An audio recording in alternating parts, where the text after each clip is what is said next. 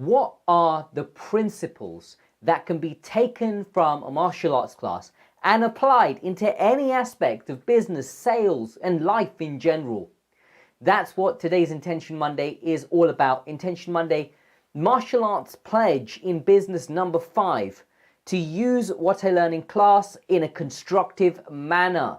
And so my name is Rishi Patel, founder of Selling in Alignment, where I work with coaches and consultants to reprice and package their services so they can discover and live their greater purpose. And so today we're really talking about the lessons that we can pull from martial arts, the commonalities, the principles, the overarching strategies that we can take from a martial arts class and apply into any aspect of business and of life. So let's kick off by talking first of all about a key principle from martial arts, which is balance.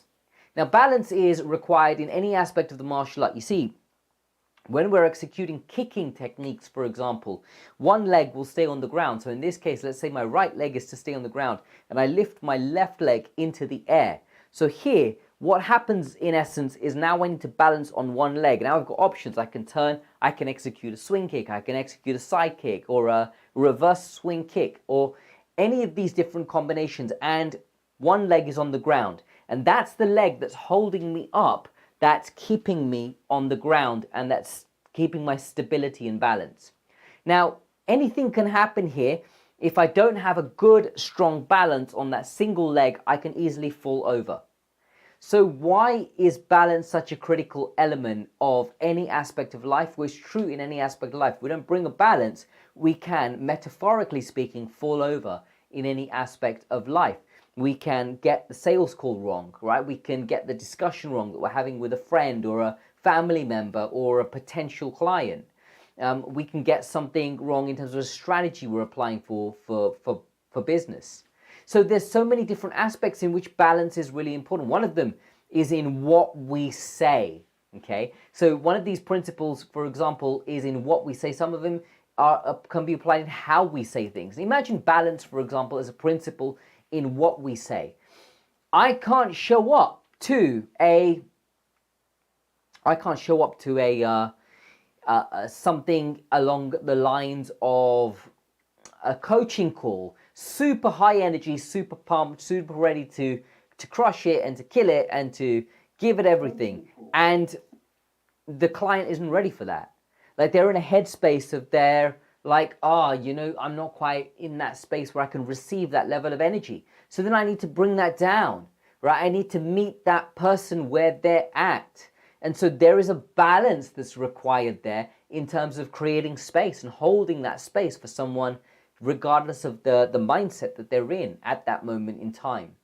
And that's just one thing that we can look at in terms of how we say something. Imagine in terms of what we say. The things that we say to someone to, let's say, get them beyond a limiting belief. Maybe there's something that they're not addressing. Maybe there's something that they're not seeing for themselves. And can we create that space and say the things that are going to have them create that realization for themselves, and at the same time hold the space for where they are? There's a balance that's required, a central point inside of that. So this principle of balance that we take from the martial art by just looking at standing at one leg, right, and having that strong stance that allows us to do that, applying that into real life. Wow, there are so many parts to that, and for what we can really look and bring into our game.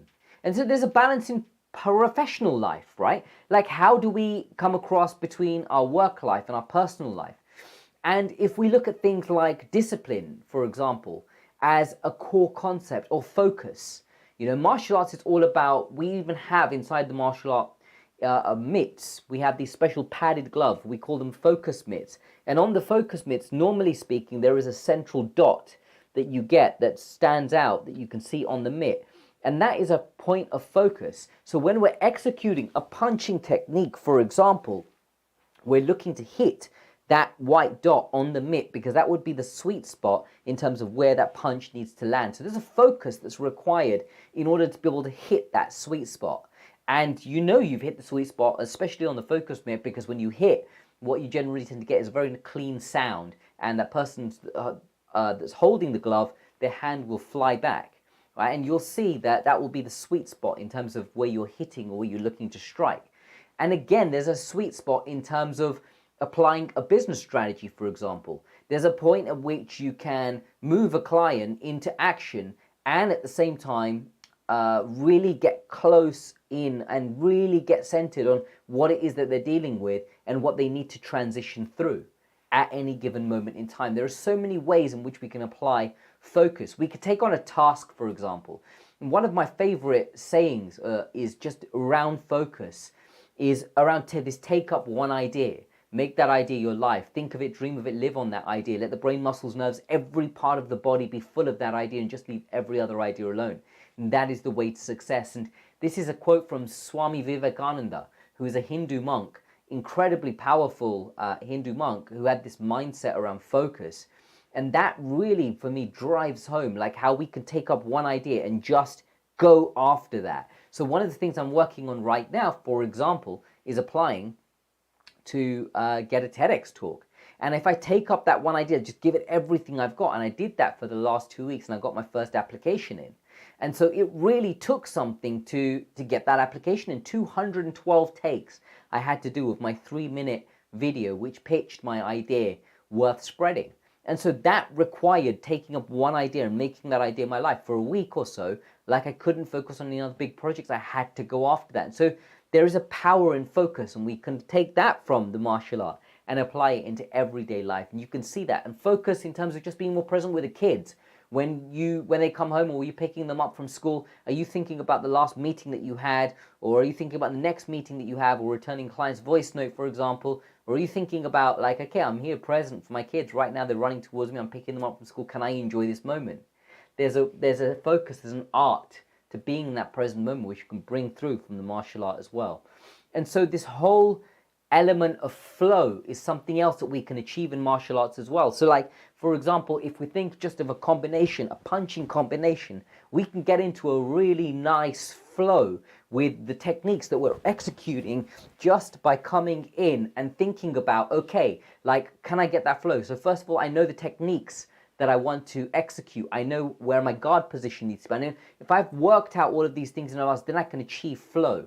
But we can't achieve flow unless we've done the preparation. And that's another principle that we can take from martial arts class and apply in a constructive manner to our lives outside of martial arts classes. And so you can see, you don't even need to be a martial artist to enjoy the benefit of these techniques. And what the martial art really does that makes me so passionate about it, that makes me really lit up about it, is the fact that we have this amazing opportunity to hone these skills. So we go into a martial arts class and we're preparing. We're preparing in essence to fight.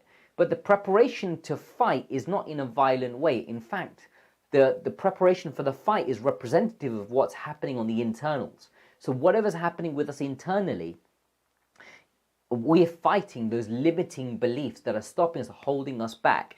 We can take that as a principle and pull it out of the martial arts class and apply it to real day life. So I really want you to see there are so many ways in which we can take these principles from martial arts, take them from the class, and then apply them to our everyday life to live a more fulfilled, to live a richer, to live a deeper, to live a more meaningful existence on the limited amount of time that we have on the planet to make our impact.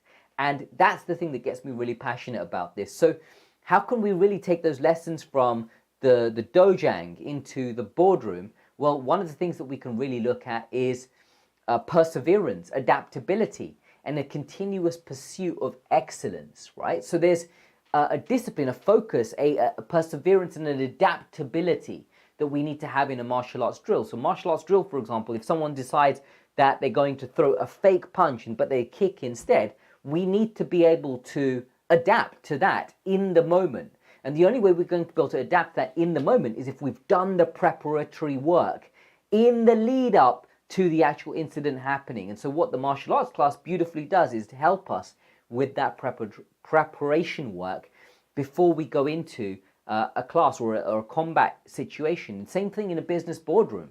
How can we really take this and apply this so that we apply it into business as well? Well, we need to be prepared as we go into a meeting. Okay, do we know the things that the client is dealing with? Like, have we asked these questions in advance so we can be really efficient with the time that we have? These are amazing ways to just take these lessons. And so what I want us to really get from this is martial arts is incredibly practical.